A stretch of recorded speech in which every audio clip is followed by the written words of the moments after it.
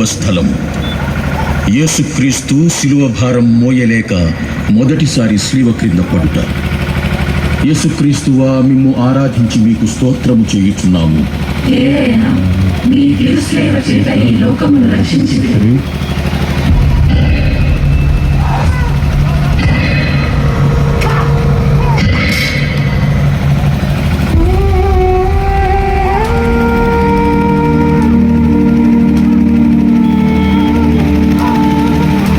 రాళ్ళు రప్పలతో నిండినటువంటిది ఆ కల్వరి కొండ కింద.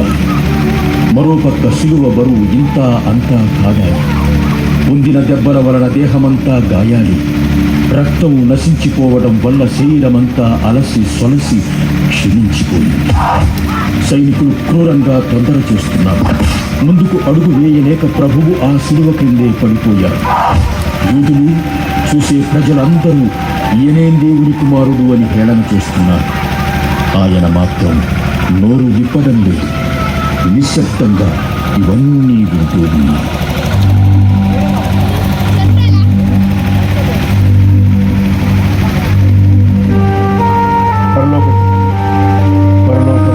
మా యొక్క తండ్రి, మీ నామం పూజింపబడునుగాక. నిజమే ప్రభు, నా జీవితంలో కూడా కొన్నిసార్లు నా కష్టాల సిలువను మోయలేక నేను పడిపోతుంటాను. అట్టి సమయాలలో ఎవ్వరూ నాకు చెయ్యనివ్వడానికి రావడం లేదు. అంతేకాదు, నన్ను హేళన చేస్తున్నారు. నా సిలువ భారం కలిగించే బాధ కంటే వారు అనే సూటిపోటి మాటలు నా వేదనను అధికం చేస్తున్నాయి. అటువంటప్పుడు నేను మీ నుండి శక్తిని కోరి మళ్ళీ ఆ సిలువతో పైకి లేచున్నట్లు నన్ను అనుగ్రహించండి స్వామి. ఆమేన్. పరలోకమందున్న మా తండ్రి, మీ నామం పూజింపబడునుగాక. మీ రాజ్యం వచ్చునుగాక. మీ చిత్తం పరలోకమందున నెరవేరినట్టు భూలోకమందున నెరవేరునుగాక. అన్నటికి కావలసిన మా నమ్మకం ఎక్కువండి.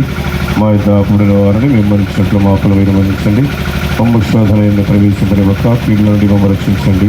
దేవర ప్రసాదము చేత మరియమ్మ వందనము. ప్రభు మీతో ఉన్నారు. స్త్రీలలో ఆశీర్వదింపబడిన వారు మీరే. మీ గర్భఫలమగు యేసు ఆశీర్వదింపబడిన వారునే. సర్వేశ్వర యొక్క మాత పాపాత్రులైన మా కొరకు ఇప్పుడు మా మరణ సమయమందులో ప్రార్థించండి. ఆమె పితా పుత్ర పవిత్ర ఆత్మ మహిమ కలుగునుగాక. మా మీద దయగానండి స్వామి, మా మీద దయచేసి గమనించండి. ఒక సైడ్ నడవండి. జనం వేరే వాళ్ళకి ఇబ్బంది లేకుండా మనము ఒక సైడ్ నడుద్దాం. ఒక సైడ్, ఇంకో సైడ్ నుంచి వేరే వాళ్ళు రోడ్డు మీద వచ్చి వెళ్ళే వాళ్ళు ఉంటారు. దయచేసి మనం ఒక సైడ్ నడుద్దాం.